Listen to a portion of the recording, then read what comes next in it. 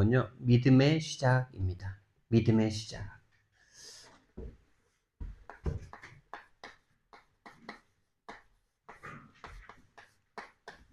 실제로 믿음이 시작되면 24, 하나님에 대한 생각 속으로 들어가게 되죠.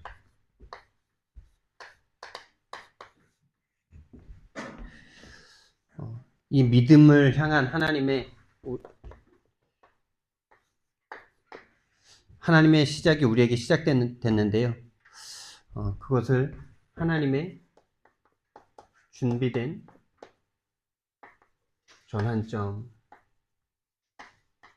전환점들, 이렇게 말을 할 수 있죠. 네.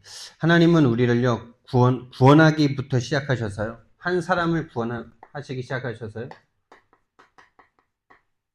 이 구원받은 사람을 영적 성장하는 그 시간까지 영적으로 성장하여서 다른 사람을 또 살리고 다른 사람에게 이 복음을 줄 수 있는 그 상태로까지 우리를요, 치유해 가시고 인도해 가시는데요. 그 순간순간마다 전환점들이 준비되어 있습니다. 그래서 우리는요, 믿음이 하나님이 나를 어떻게 인도하시고 어떻게 시작해 가시고 그 여정 속에, 치유의 여정 속에 우리가 있는데요. 이것 자체가 우리에게 어마어마한 응답이고 어마어마한 축복의 시작이죠. 하나님은 제 인생을, 또 저와 여러분의 인생을 지금까지 인도해 오시는데요. 모든 사람마다 이 전환점들이 있었을 거예요. 그 전환점의 시작이 곧 믿음이죠. 처음에 우리가 어떻게 믿음이 시작됐냐? 어느 날 복음을 듣습니다. 어느 날 이 복음을 듣게 돼요.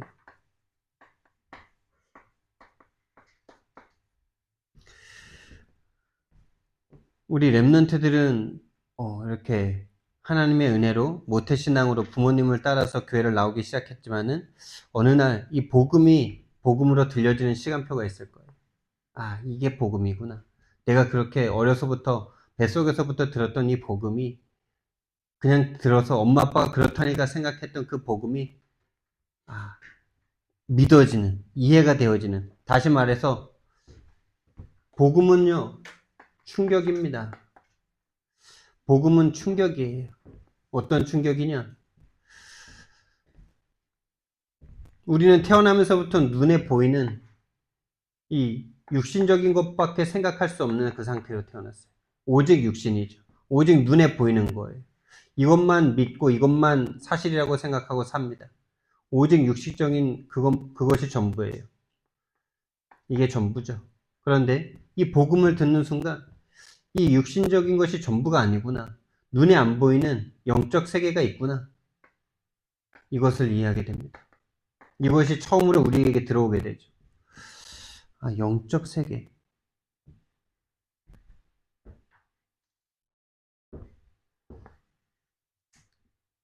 그렇죠. 모든 사람이 눈을 뜨면서부터 눈에 보이는 것이 전부예요. 배고프면 밥을 먹고, 또 억지로 학교를 가서 공부를 하고, 그 공부 속에는 하나님과 이 사단의 세계는 없고, 오로지 눈에 보이는 진화론, 그 인간이 이해할 수 있는 방식으로 어떻게든 이 인간의 시작을 풀어내려고 하는 그 인간의 그 진화론, 맞지도 않는 그 진화론을 배우면서 우리는요, 전부 육신적인 것밖에 우리에게 없었어요.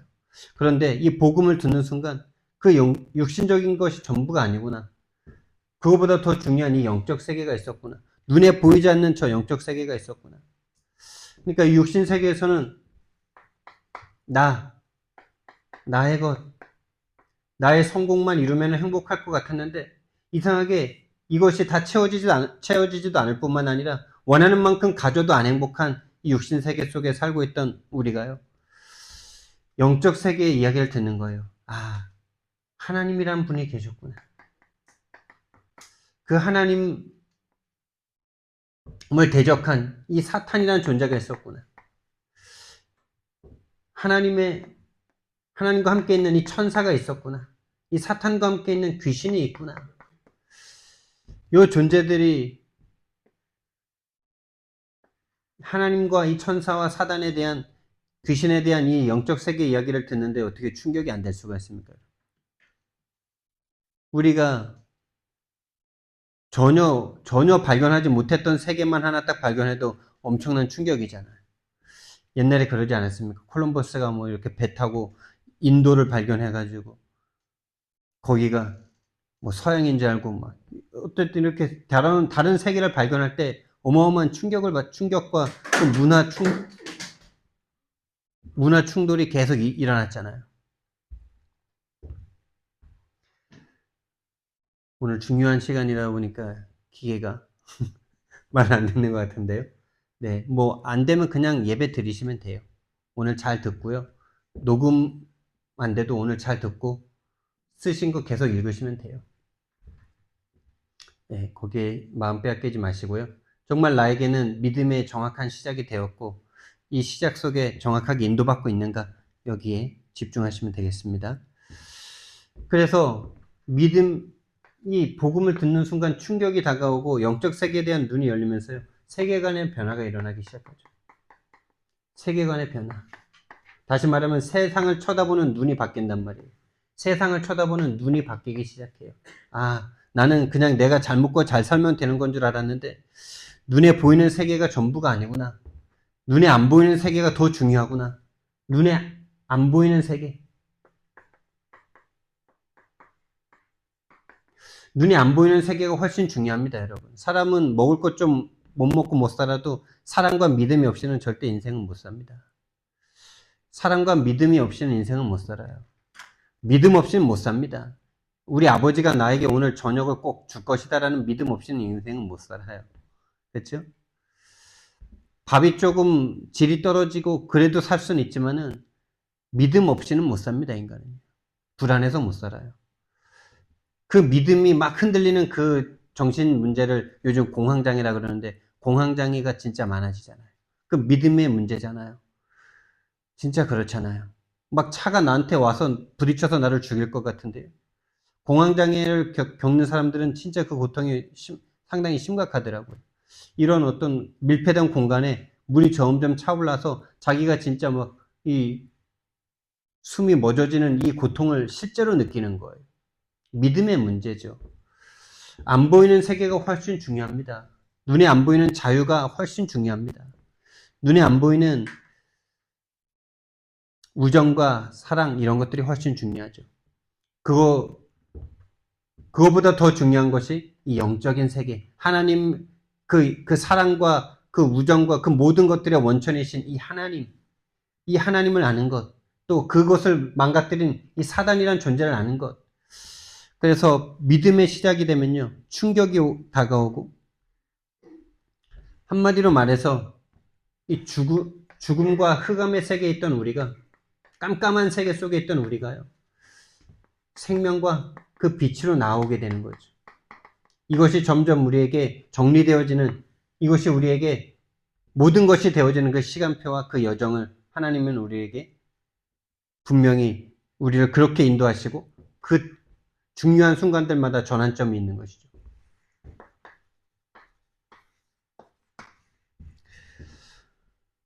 그래서 복음은 충격입니다. 한마디로 24가 바뀌는 시간입니다. 24 되어집니다. 복음이 진짜 나에게 믿어지는 그 시작이 시작되면요, 24 속으로 들어가는 겁니다. 우리는 태어나면서부터 뭔가 문제를 가지고 태어납니다. 인생이 아무 문제가 없으면 좋겠는데 인생 자체가 그냥 문제예요. 인생에 문제가 없는 사람은 단 한 사람도 없습니다. 왜냐? 하나님을 떠난 채로 이 땅에 태어나기 때문에요. 아무리 뭐 돈이 많고 아무리 훌륭한, 절대로 인간은요 완벽할 수 없어요. 모든 인생에 문제가 있습니다. 아무 문제가 없는데 그냥 정신적으로 괴롭습니다. 공허합니다. 허무합니다. 그냥 슬퍼집니다. 돈이 수천억이 쌓여 있는데 마음에 문제가 옵니다. 또 그런 것들이 전혀 없는 그 상태가 또 문제입니다. 어떤 사람은 질병을 가지고 태어납니다. 한마디로 운명을 가지고 태어납니다. 안 행복한 거죠, 한마디로. 행복하지 않아요. 절대로 행복하지 않습니다. 어떤 사람은 질병의 문제, 또 어떤 사람은 완전 귀신에게 잡혀있는 문제, 어떤 사람은 부모가 안 행복해서 맨날 폭력의 문제, 가난의 문제, 수만 가지 문제가 인생이 딱 기다리고 있죠. 나는 거기에 태어났을 뿐이에요. 근데 세상 사람들은 거기에 대한 답이 없습니다. 그런데 어느 날 복음을 들었는데 그 문제가 내 문제가 아니라는 겁니다. 내 문제가 아니에요. 내 잘못이 아니라는 겁니다. 이것 자체가 어마어마한 충격이죠. 모든 사람이 나는 내 자신을 스스로 정죄하면서 이것이 내 잘못이지, 내가 잘해야지, 내가 잘하면 이거에 극복할 수 있는데 내가 못해서 그렇다, 이 생각 속에 계속 나를 정죄하고 그 속으로 계속 그 저주와 재앙 속으로 들어갈 수밖에 없는 나였는데 그것이 너 잘못이 아니다. 네 문제가 아니다. 그래서 너가 해결할 수도 없다. 해결할 수도 없다. 왜?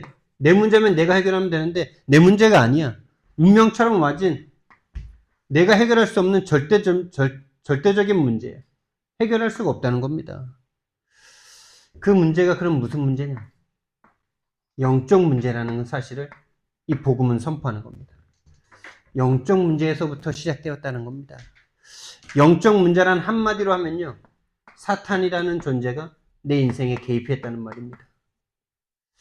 사단이 내 인생에 개입해서 영원한 행복이고 영원한 평안이신 하나님을 떠나게 만든 거예요. 하나님을 대적하게 만든 거예요.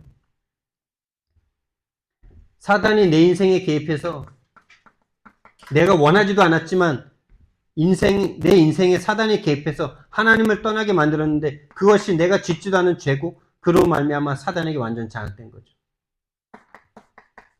마귀 자녀가 돼버린 겁니다. 요한복음 8장 44절. 그래서 우리는 계속 거짓말합니다. 계속 거짓말하고 계속 뭔가 살인 욕구가 올라오고요. 자살 아니면 타살의 욕구가 계속 올라오고요. 계속 화에 잡히고요. 불평 불만 속에 사로잡혀 가고요.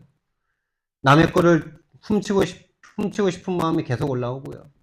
남의 것을 탐하는 그 마음이 곧 훔치고 싶은 마음이죠. 남의 거가 부럽다. 그게 바로 훔치고 싶은 마음이에요. 그게 마귀의 마음이에요. 도둑질하는 자예요. 그게 운명처럼 우리에게 계속 따라옵니다. 남의 것을 남의 가진 것은 내가 꼭 가져야 되고 더 가져야 돼요. 그 마음이 우리에게 계속 올라와요. 그것을 못 가지는 만큼 슬퍼지고 뭔가 그 행복하지 못한 마음이 계속 올라옵니다. 그것을 나라고 생각합니다. 그게 내가 아닙니다. 하나님 떠난 마귀 자녀의 그 본성이 내게 그냥 흘러 들어올 뿐입니다. 그 흐름을 벗어나지 않으면, 그 흐름을 막지 않으면, 그 흐름에서 벗어나 영원한 생명이신 하나님의 그 평안의 흐름으로 가지 않는 이상은 절대 거기서 벗어날 수가 없어요. 그 결과 어떻게 됐냐? 그 결과 하나님을 떠나 죄와 사단에게 잡힌 그 결과 영적인 것은 완전 사라지고요. 영에 대한 감각, 영에 대한 뇌가 완전 정지됐어요. 뇌 정지, 뇌사 상태예요. 영적인 것에 대해서 생각할 수 없는 뇌사 상태입니다. 그런데 육신을 살아서 눈에 보이는 것만, 오직 눈에 보이는 것만 사실이라고 생각할 수밖에 없는 상태가 딱 돼버렸어요. 그것이 바로 창세기 3장 7절에서 13절의 상태죠. 아담의 상태입니다. 아담이 하나님을 떠나 죄를 짓고 사단에게 딱 장악됐는데 그때부터 눈에 보이는 것밖에 생각을 할 수가 없어요. 벗은 것이 두렵다라고 말하고 있어요.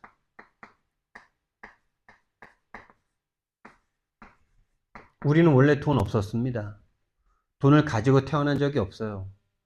근데 지금 이만큼 어마어마한 부자가 됐어요. 100원도 안 들고 태어났는데 수천만 원을 가지고 있어요, 지금. 빚도 자산이라는 말이 있어요. 그 빚을 감당할 수 있을 만큼, 그 빚을 얻을 수 있을 만큼 뭔가 있는 거예요, 그게. 근데 그것 때문에 우린 두렵다라고 말하고 있어요. 다 감사할 것인데 두렵다라고 말하고 있어요. 사단에게 완전 속는 겁니다. 벗은 적이 없는데 벗었다라고 말하고 있어요. 돈을 가지고 태어난 적이 없는데 돈이 없다라고 말하고 있어요. 돈을 안 가지고 태어났으니 돈이 없는 게 맞죠. 지금도 저기 원시, 바누아투나 이런 데 가면요. 우리가 최고 부자예요. 지금 있는 전 재산 팔아갖고 거기로 가면요. 한평생 그냥 편안하게 먹고 살 수 있어요. 이 문화 속에서 어느 정도 누리고 살아야 되겠다는 그런 어떤 기준과 사단의 속임수에 딱 속아 있으니까 나는 늘 부족한 거예요. 나는 조금 더 있어야 되는 거예요. 그러니 감사가 사라져요. 그러니 두려워요. 안 될 것 같아요. 왜요? 거짓말에 속고 있어요. 나에게 완전 빠져 있어요. 하나님을 잃어버렸어요. 영원한 생명과 영원한 평안이신, 영원한 능력이신 그 하나님을 잃어버리고 그 하나님과 단절된 상태에서는 그냥 두렵습니다. 벗었기 때문에 두려운 거 아니에요. 그냥 두려워요. 벗은 건 핑계입니다. 뭔가 핑계를 대야 되는데 짐승들은 다 뭔가 이렇게 털로 덮여 있는데 자기들은 안 그러니까 핑계를 찾는 거예요. 여러분, 돈이 문제 아닙니다. 돈 문제 해결돼도 또 괴롭습니다. 어제 3강에서 말씀 주셨죠. 돈 문제 해결돼도 지옥이에요. 자녀 문제 해결돼도 지옥이에요. 내 사업 문제 해결돼도 지옥이에요. 근원적인 평안이신 하나님을 찾아야 돼요. 하나님을 만나야 돼요. 그런데 다시 말해서 영적인 세계에 대해서 완전 하나님에 대해서 아예 생각할 수가 없어요. 하나님의 말씀이 내게 없어요. 아담과 하와가 말씀이 없어졌잖아요. 분명히 그것을 먹는 날에는 정령 죽으리라고 말씀하셨는데 그 말씀이 없어. 그 말씀을 어겼다는 것도 몰라. 그냥 벗어서 두렵다라고 말하고 있어요. 내가 선악과를 먹어서 지금 죄 가운데 빠져서 하나님 내가 두렵습니다 이렇게 말을 못해요. 아는데 거짓말하는 게 아니라니까요. 아는데 거짓말하는 게 아니에요. 변명하는 게 아니에요. 진짜로 그렇게 믿어지는 거예요. 그걸 정신병이라고 그러죠. 저와 여러분은요 정신병을 안고 태어났어요. 어떤 정신병이냐? 시퍼렇게 살아계시는 하나님을 알 수 없는 상태의 정신병. 어머니 아버지가 분명히 살아계시는데 그 어머니 아버지를 못 알아보는 정신병.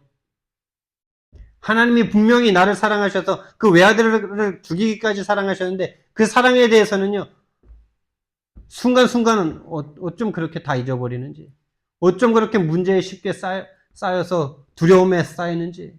말씀이 없어요. 내게 말씀이 없어. 말씀이 없어. 하나님을 떠나는 순간 말씀이 그냥 완전 사라졌어. 그리고 사단에 대한 인식도 완전 사라졌어. 나쁜 것을 가져다 주는 건 사단, 좋은 건 가져주는 건 하나님. 이렇게 완전 속았어요. 아닙니다. 사단은 좋은 걸 가져다 줍니다. 여러분이 원하는 육신적인 것 가져다 줍니다. 영혼을 빼앗아갑니다. 사단에 대해서도 모르게 됐어요. 또 죄가 뭔지 이 지식도 다 사라졌어요. 하나님 말씀을 어기는 것이 죄인데, 하나님 말씀을 믿지 못하는 것이 죄인데, 하나님을 믿지 못하는 것이 죄인데 자꾸 나에게 해를 가져다 주는 거, 나의 것 나의 성공에 완전 빠졌어요. 그것에 벗어나면 죄라고 생각합니다. 악하다고 생각합니다. 이것을 인간이 절대 해결할 수가 없어요.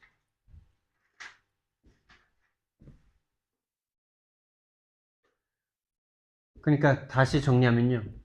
인생이 그냥 태어났는데 문제 가운데서 태어났어요. 그런데 그것이 내게 계속 영향을 줘요. 근데 해결할 수가 없어요. 근데 어느 날 복음을 들었는데 그게 네 문제가 아니다. 그게 네 잘못이 아니다. 그래서 해결할 수가 없다. 그것이 곧 영적 문제다. 사단이 개입해서 하나님을 떠나게 만든 그것이 너의 문제다. 그 결과 절대로 이 영적인 세계를 알 수 없는 상태가 되었다. 이 복음이 어느 날 우리에게 하나님의 은혜로 말미암아 누군가를 통해서 우리에게 선포됩니다. 들려집니다. 그때요, 우리 영혼에요, 지각 변동이 일어나죠. 지각 변동이 일어납니다.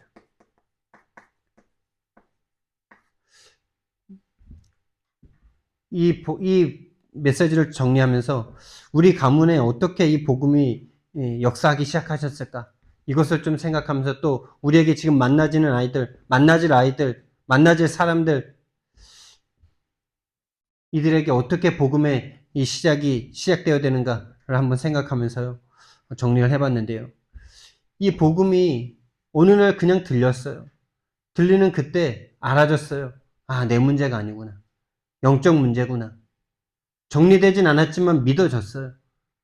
그래,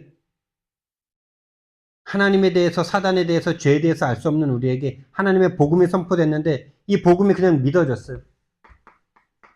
그 믿음의 증거로 말미암아 내가 해결하지 못하던 문제가 해결됩니다. 질병이 해결되기도 하고 정신 문제가 해결되기도 하고 내가 가지고 있던 어떤 문제가 해결이 돼요. 문제가 해결됩니다. 우리 가정은 질병의 문제가 해결되면서 하나님에 대한 믿음이 시작되었죠. 질병, 또 정신병, 정신 문제, 또 귀신이 시달리는 문제, 또 그냥 모든 문제, 내가 원하는 문제, 또 어떤 사람은 문제가 없는데 그냥 믿음이 오기도 하더라. 문제가 없다는 건 근데 사실 거짓말이고, 눈에 보이는 큰 어떤 그런 문제가 없는 사람들도 있긴 있죠. 문제가 없는데 그냥 믿음이 시작되는 사람도 있어요. 그냥 믿어져요, 그냥. 뭐 병원에 갈 만큼, 아니면 어떤 다른 사람이 구제를 해줘야 될 만큼 그런 가난이나 질병의 문제가 없는데 그냥 믿음을 주는 사람도 있어요. 그런데 문제 없는 사람은 단 한 사람도 없습니다. 마음속에 솟아올라오는 어떤 미움과 슬픔과 뭐 그런 어떤 모든 문제들이 없는 사람이 없죠. 그래서 이 복음을 듣고 충격이 되고 이 복음이 믿어지기 시작하죠. 믿음이 생기기 시작합니다. 그리고 이 믿음의 내용이 정리되기 시작합니다. 처음에 들은 이 복음은 아무리 구원의 길을 전부 다 얘기를 해줘도 나한테 꽂히는 한 부분이 나한테 그냥 뭔가 큰 충격으로 다가오죠. 큰 충격으로 뭔가 이 영적 세계에 대한 전혀 내가 생각하지 않았던 세계가 있다는 것이 나에게 충격으로 다가오면서 거의 얼떨결입니다. 믿으면 좋을 것 같아서 또 영접합니다. 근데 그 믿어봤더니 뭔가 응답이 오고 그 믿음의 내용이 정리되기 시작합니다.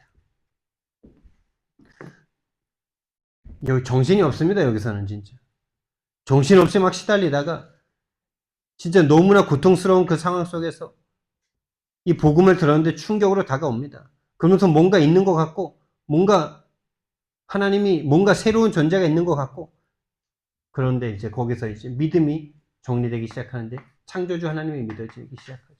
창세기 1장 1절에 창조주 하나님이 진짜로 내게 창조주 하나님이 내게 실제로 인지가 되어지고 인식이 되어지고 인격적으로 뭔가 믿어지기 시작하는 뭔가 머릿속에 내용이 정리되기 시작하는 시간이 오죠. 그러면서 하나님이 인간을 창조하셨구나. 나는 하나님으로 말미암아 창조된 인간이구나. 인간 창조에 대한 믿음이 생깁니다. 원래 인간에 대한 믿음이 생기죠. 하나님의 형상대로 우리 인간을 창조하셨습니다. 그래서 인간은 하나님 만나야 행복합니다. 인간은 하나님 만나야 행복하도록 하나님이 창조해 놓으셨어요. 인간은 원래 흙으로 창조하셨습니다. 흙으로 창조하시고 그 코에 생기를 불어넣으셔서 생명이 되게 하셨습니다. 할렐루야. 사람은요, 흙입니다. 원래 우리는 흙이에요. 이 지식을 잃어버렸어요. 본인이 어디에서 창조됐는지를 잃어버렸어요. 그래서 아무 가치도 없는 인간이에요, 사실은. 하나님이 그 코에 생기를 불어넣으셨기 때문에 인간은 하나님의 가치가 된 거예요. 근데 마치 하나님을 떠나 타락한 인간들은 자기 자신이 가치가 있는 걸로 생각하고요. 자기가 이 세상의 주인이라고 생각하고요. 자기가 마치 뭔가 권리라도 있는 것 마냥 그렇게 착각하면서 살아가잖아요. 그게 모든 죄악의 시작입니다, 여러분. 겸손할 수가 없고 감사할 수가 없는 상태예요. 흙입니다. 흙으로 빚어서 인간이 되게 하셨고 그 코에 생기를 불어넣어서 영적인 존재가 되게 하셨을 뿐이에요. 그거 사라지는 순간 인간은 인간 아닙니다.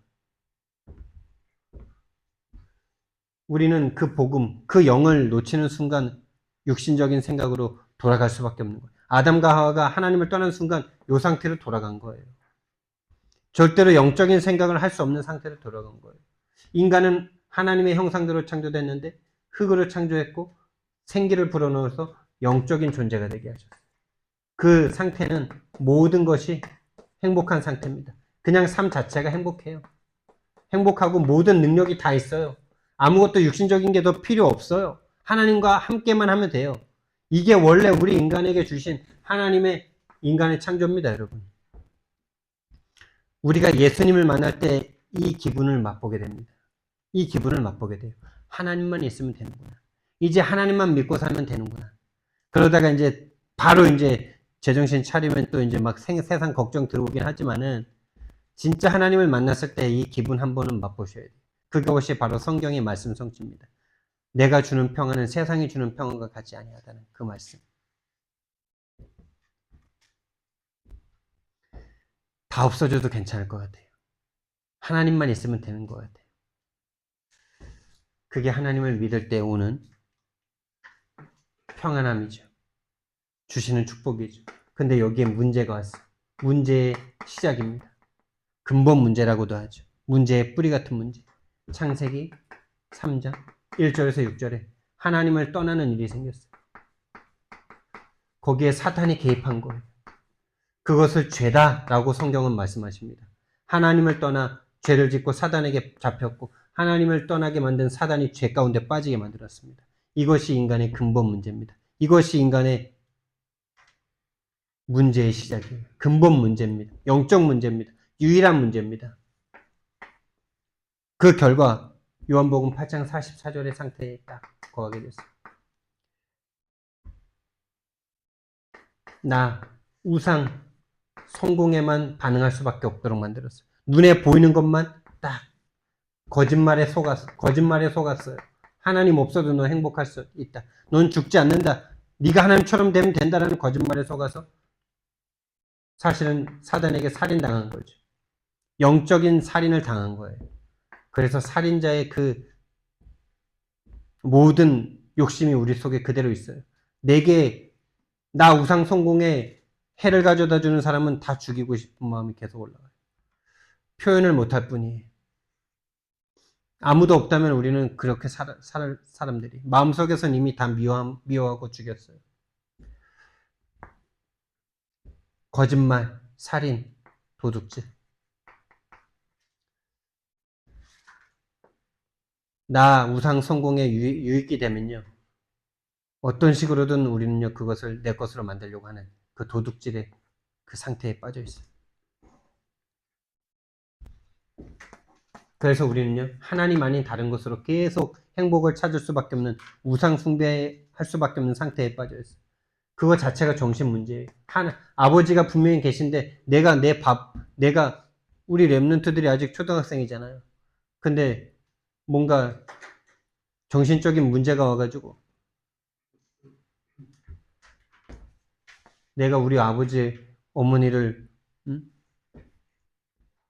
고생을 좀 덜 시켜드려야 되겠다 하면서 저 직업 현장에 나가가지고 막 공장에 가가지고 공장 노동자가 된다.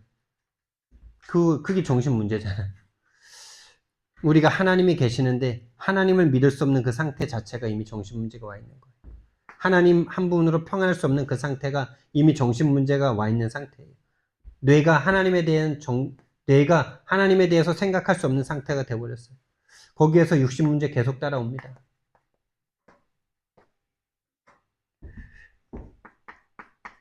미래가 불안합니다. 미래의 죽음과 심판이 기다리고 있어요. 내세, 천국과 지옥이 있는데 그 중에서 지옥이 우리를 기다리고 있어요. 하나님을 떠난 인생, 그냥 괴롭습니다. 그리고 후대에게 그대로 대물림됩니다.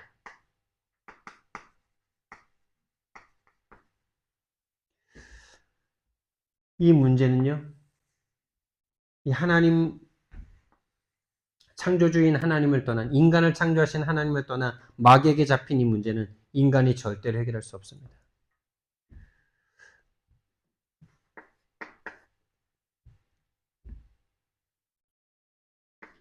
인간이 가진 어떤 것으로도, 인간의 그 어떤 능력으로도 이 문제를 해결할 수가 없어요.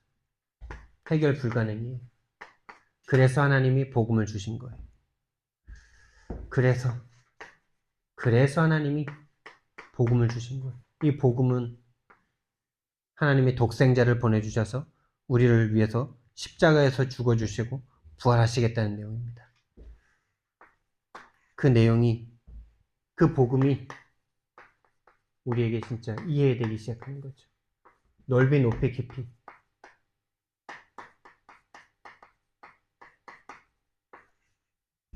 이 복음은요, 그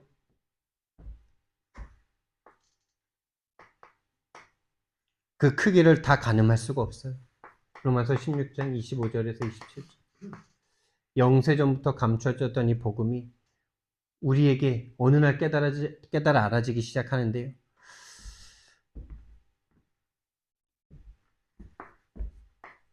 알아도 다 알 수가 없는 어마어마한 복음이죠. 영세전부터 준비됐던 이 복음. 이제 나타나신 바 되었다. 여러분, 이게 복음의 시작입니다. 영세전부터 감췄던 복음이 여러분에게 알아지기 시작하셔야 돼요. 깨달아지기 시작하셔야 돼요. 믿어지기 시작하셔야 돼요. 인간의 문제 절대 인간이 해결할 수 없기 때문에 하나님이 복음을 주셨구나. 창세기 3장 15절을 타락하자마자 주셨습니다. 창세기 3장 15절. 여자의 후손이 오셔서 뱀의 머리를 상하게 할 것이다. 이 뱀은 계시록 12장 9절 말씀에 보니까 사단이라고 합니다. 마귀라고 합니다. 귀신이라고 합니다. 여자의 후손이 오셔서 하나님이신데 인간인, 죄를 짓지 않은 인간인 하나님이 오셔서, 다시 말하면 하나님의 성자 예수 그리스도가 오셔서 뱀의 머리를 상하게 할 것이다. 이 복음이 나와 맞아지기 시작합니다. 출애굽기 3장 18절. 아무 이유 없이 노예가 됐습니다. 잘 먹고 잘 사는 줄 알았는데 노예가 됐습니다. 근데 희생제사, 피제사를 드림으로 말미암아 이 노예된 상태에서 벗어날 수 있다라는 인간의 24 속에서는 해결돼서 이해되지 않는 이 하나님의 이 25의 복음이 우리에게 들려지기 시작합니다. 그래서 사실은 우리는 24 하고 싶지만 24가 잘 안 되죠. 이 25의 복음이 우리에게 들어오기 시작해요. 이 24가 되어지기 시작합니다. 이사야서 7장 14절. 임마누엘로 오셔서 너희들이 포로되어 있는 그곳에서 너희들을 해방하겠다. 이 복음이 우리에게 믿어지기 시작합니다. 이해되기 시작합니다. 알아지기 시작합니다. 너무나 맞아지기 시작합니다. 포로된 이유가 없어. 많은 사람들은 육신적인 이유를 또 따지죠. 힘이 없고. 그런데 힘이 없고 그랬으면은 힘을 키우라 그러지 왜 피제사를 드리라 그럽니까? 엘리트 키우고 군사력 키우라 그러지 왜 임마누엘을 붙잡으라 그럽니까? 그게 영적 문제이기 때문입니다. 영적 문제예요. 돈이 없고 능력이 부족하고 가난하고 엘리트가 없고 못 배우고 못 먹고 그래서 그런 게 아니고 영적 문제이기 때문에 인간의 힘으로 해결할 수 없다라는 거예요. 그래서 여자의 후손으로 오실 것이다. 희생 제사로 오실 것이다. 임마누엘로 오실 것이다라는 것을 처음부터 말씀하셨죠. 그 예수님이 인간의 몸을 입고 이 땅에 오셨어요. 아들을 낳으리니 그 이름을 예수라 하라. 이는 그가 자기 백성을 그들의 죄에서 구원할 자이십니다. 23절에는 임마누엘이라 하리라 하라. 그 이름을 번역한 즉 하나님이 우리와 함께 계시다. 하나님의 아들이, 하나님이신 예수님께서 인간의 몸을 입고 이 땅에 오셨어요. 인간의 몸을 입고 오셔서 그리스도의 일을 하려고 오셨고 요한복음 19장 30절 말씀에 십자가에서 이 그리스도의 일을 다 이루셨다 이렇게 말씀. 다 이루었다. 십자가에서 사단의 권세, 죄의 권세, 하나님을 떠난 지옥의 권세, 예수님께서 다 끝내신 줄 믿습니다. 그래서 이 예수 그리스도가 너무나 나와 맞아지는 거예요. 내 문제가 사단에게 잡힌 문제예요. 죄의 문제예요. 하나님을 떠난 문제이기 때문에 예수님이 십자가에서 내 모든 죄를 짊어지시고 죽어주신 게 너무나 맞는 거예요. 그 십자가를 볼 때 그냥 그게 믿어지는 거예요. 알아지는 거예요. 믿어지니까 이해되는 거예요. 그래서 요한일서 3장 8절 말씀에 하나님의 아들이 나타나셔서 마귀의 일을 멸하러 오셨다. 하나님의 아들이 나타나신 것은 마귀의 일을 멸하십니다. 하나님의 아들이 나타나셔서 마귀의 일을 멸하셨는데 이 마귀의 일은 지금도 우리를 하나님 떠나게 만드는 것입니다. 하나님만 못 믿게 만드는 거예요. 죄 가운데 거하게 만드는 거예요. 하나님 말씀이 전혀 생각나지 않도록 끌고 가는 거예요. 하나님이 내 문제 해결 못할 것 같은 생각 속으로 계속 끌고 가는 거예요. 그게 죄입니다. 그게 사단이 하는 일입니다. 그 마귀의 일을 끝내시러 오신 그리스도를 오늘 이 시간 붙잡기 바랍니다. 예배를 드리는 중에 해결되시기 바랍니다. 내 문제가 생각의 문제가 아니구나. 내 문제가 믿음의 문제가 아니구나. 내 문제가 영적 문제구나. 내가 안 믿는 게 아니라 영적 문제구나. 하나님이 하시면 된다는 그 믿음을 사단이 빼앗아가는구나. 그래서 나에겐 지금 그리스도가 필요하구나. 로마서 8장 2절입니다. 죄와 그런즉 이제 그리스도 예수 안에 있는 자에게는 결코 정죄함이 없나니 그리스도 예수 안에 있는 생명의 성령의 법이 생명의 성령의 법입니다. 법적으로 우리를 구원하셨습니다. 그래서 우리를 더 이상 송사할 자가 없다 이렇게 말씀하죠. 죄와 사망의 법에서 우리를 해방하셨습니다. 완전 해방하셨습니다. 죄와 사망의 법에서 예수님이 완전 법적으로 끝내놓으신 거예요. 십자가에서. 요한복음 14장 6절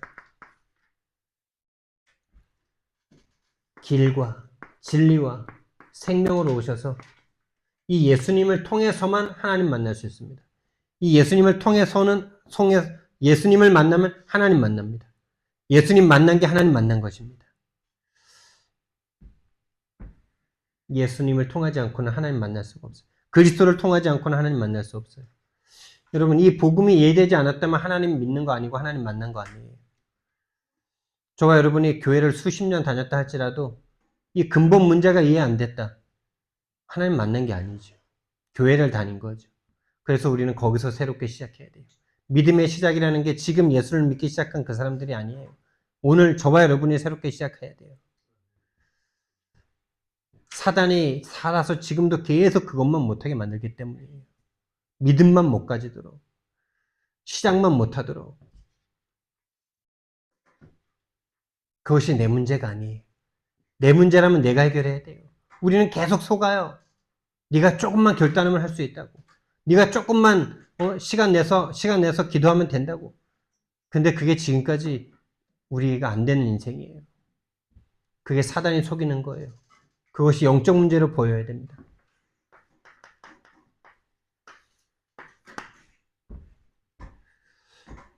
이 복음이 우리에게요, 충격으로 들어와서 복음의 내용이 점점 정리되고 이해되는 그 모든 것이 복음의 역사죠. 그것이 바로 내가 한 일이 아닌 내 속에 죽어있는 나에게 찾아오셔서 생명으로 역사하시는 이 복음의 역사입니다. 완전 죽어있던 육신밖에 없었던 우리가 영적인 세계로, 다시 말하면 죽음에 있던 우리가 생명의 상태로 와지는, 이것은 내가 할 수 있는 게 아니죠. 내 안에 계신 성령께서 복음의 역사를 이루시고 계시는 거예요. 다시 말하면은 하나님이 인식되는 거죠. 하나님이 알아지는 거죠. 하나님이 어느 정도 알아주냐? 하나님이 내 아버지구나. 하나님이 내 아빠구나. 라는 이 진짜 진정한 이 관계까지 가는 거죠. 이거 자체가 바로 복음, 기도죠. 복음의 역사가 응답으로 나타나기 시작합니다. 한마디로 말해서 기도가 시작됩니다. 하나님을 아버지라고 부르기 시작합니다. 그거는 우리의 인식과 생각 자체가 바뀌어졌다라는 거예요. 세계관이 바뀌어졌다라는 거예요. 기도가 응답됩니다. 그 기도 자체가 응답입니다. 또 하나님이 살아계시다는 증거로 진짜로 황당한 기도를 하는데도 막 들어주십니다. 어제 최 목사님도 처음에 막 21살 때 예수가 그리스도라는 복음이 깨달아졌을 때 진짜 예수가 그리스도면 나에게 돈 30만 원 필요합니다. 자전거 필요합니다. 구두가 필요합니다. 그랬더니 하나님이 놀라운 방법으로 다 채워주셨잖아요. 여러분 그런 것도 시간표상 필요한 부분이 있어요. 그런 거 없이 믿어진다. 더 좋은 거일 수 있겠지만은 아무 믿음도 없는데 아무 믿음 안 주시니까 난 그건요 진짜 그런 태도가 그런 건 태도가 아니잖아요. 진짜 하나님은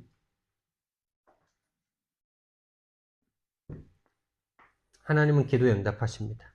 그리고 기도할 수 있다는 것 자체가 응답입니다. 그때 영적인 체험이 옵니다. 아, 하나님이 정말 계시구나. 기도는 진짜 응답되구나. 그것이 삶에서도 체험이 됩니다. 뭔가 육신적인 어떤 실질적이고 사실적인 변화가 우리에게 체험이 됩니다. 체험되어야 돼요. 이 믿음이부터 체험되어져야 되고요. 그 다음에 기도가 실제적으로 되어지면서 뭔가 응답이 오기 시작해야 돼요. 우리에게 보내주신 우리 렘넌트들, 또 우리 지금 자라나고 있는 우리 렘넌트들, 뭔가 응답이 시작돼야 돼요. 지난주에 우리 딸이 제가 제가 어디 갔다 왔을 때인가? 용돈을 못 줘, 부활절 전에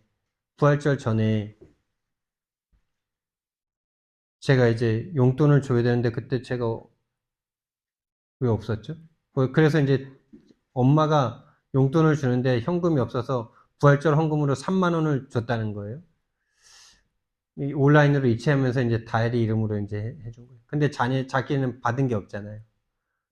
자기는 받은 게 없고 3만 원이 그냥 이체된 거잖아요. 그러니까 안 받았다는 거예요, 나한테. 나한테 안 받았다고 계속 달라는 거예요. 내가 생각할 땐 그게 받은 거고 그걸로 헌금한 건데 결국 나한테 또 달라는 거예요. 그래서 그럼 그게 이제 지난주 건데 이번 주 중간까지 막 달라 그러더라고요. 그래서 이번 주에 그냥 주면서 이거 이번 주 용돈이야? 이렇게 말을 했어요. 근데 다일이는 지난주 용돈을 또 달라 그러더라고요. 토요일인가 언제인가. 그래서 제가 좀 정색을 하면서 아예 이해관계를 정확하게 해줬죠. 네가 지난주에 엄마한테 얼마 받았어? 1,000원짜리도 몇 개 받았다 그런 것 같았는데 또 3만 원은 온라인으로 이체하면서 이제 부활절 헌금으로 한 거다 이렇게 된 거죠. 그러니까 이제 자기는 안 받았다는 거예요. 그래서 제가 아니 너 이거 그럼 네 이름으로 헌금했는데 그럼 너 이거 네 그럼 부활절 헌금을 아예 안 한 거라고 지금 네가 지금 치고 싶다는 거야? 이러면서 막 대놓고 좀 이제 딱 계산적으로 정확하게 말을 해줬죠. 그러니까 그걸 이해하고 자기가 수긍하면 되는데 막 들어가서 막 울어요. 막 울음을 참고 싶은데 막 울음이 그냥 막 철철 흘러 넘쳐요. 자기는 받고 싶은데 못 받는다 이거지 10,000원을. 근데 그냥 미안한 마음에 또 3,000원 줬죠. 근데도 뭐 자기는 뭐 계속 우는 거죠. 근데 저는 딸에게 그 중요한 부분을 가르쳐 주고 싶었던 거거든요. 아니, 분명히 자기가 부활절 헌금을 해야 되는데 엄마가 3만 원을 내줬으면 3만 원을 받은 거잖아요. 아니 3만 원은 안 낼지라도 10,000원은 자기가 헌금하는 마음이 있어야 되는 거잖아요. 그럼 10,000원을 엄마한테 갚든지 받아서 갚든지 뭐 그래야 되는 건데 그런 거 없이 그냥 자기가 받으려고 그러길래 그걸 정확하게 얘기해주고 딸은 이제 막 매정한 그런 것 때문에 막 울었겠죠. 근데 하나님이 그 다음날 이제 근데 우리 딸이 거기서 기도를 했는지 안 했는지 모르겠어요. 근데 어쨌든 제가 이제 하나님에 대한 그 헌금에 대한 그것 때문에 제가 좀 정색을 한 거예요. 하나님에게 헌금을 할 마음이 없는 것 같은 그 마음. 아니, 엄마가 해줬으면은 갚든지 뭐 그거를 내가 헌금을 내가 용돈을 받아서 엄마가 한 걸로 이렇게 생각해야 되는데 그것을 안 하니까. 그래서 이제 달라는 용돈을 안 준 거죠, 제가. 근데 그 다음날 이제 하나님이 분명히 이거 하나님이 어쨌든 그 다음날 그 인천 제자교회 목사님께서 원래 받아야 되는 그 용돈의 5배를 주시더라고요. 그러니까 이것을 우리 다혜리가 삶의 어떤 복음에 대한 체험으로 가져갈 수 있다면 가져갈 수 있을 줄 모르겠는데 저에게는 그런 것으로 보였거든요. 실질적인 복음에 대한 그 생각이 바뀌고 영적인 세계가 바뀜으로 와지는 응답으로 저는 봤거든요.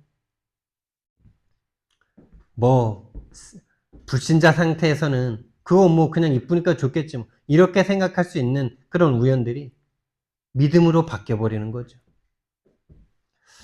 그래서 진짜 복음의 역사로 말미암아 믿음이 생기고 그래서 기도가 되어지고 기도와 삶 영적인 것과 삶에서 체험이 되어지고 그 사람이 바로 증인이죠. 그 증거가 있는 증인이죠. 우리는 이 믿음이 시작돼야 되고 우리가 만나는 친구들에게 이 믿음이 시작되도록 우리는요 기도하고 도와야 될 겁니다. 그래서 전도는 믿기 시작한 아이들이 가장 할 수 있는 거예요. 방금 믿기 시작한 그 사람들이 전도의 밭이에요. 황금어장이에요. 그래서 우리는요 교회 오는 것으로 너무 막 만족하고 막 들뜨고 그러는 게 그럴 필요까지는 없고요. 진짜 그 아이들에게 진짜 복음이 실제로 시작될 수 있도록 나에게 복음이 시작된 것처럼 이 아이들에게 실제로 시작될 수 있도록 그것을 놓고 우리는 기도하고 그런 사람을 또 만날 수 있도록 기도해야 되겠습니다. 사랑의 하나님, 은혜와 사랑을 너무나 감사를 드립니다.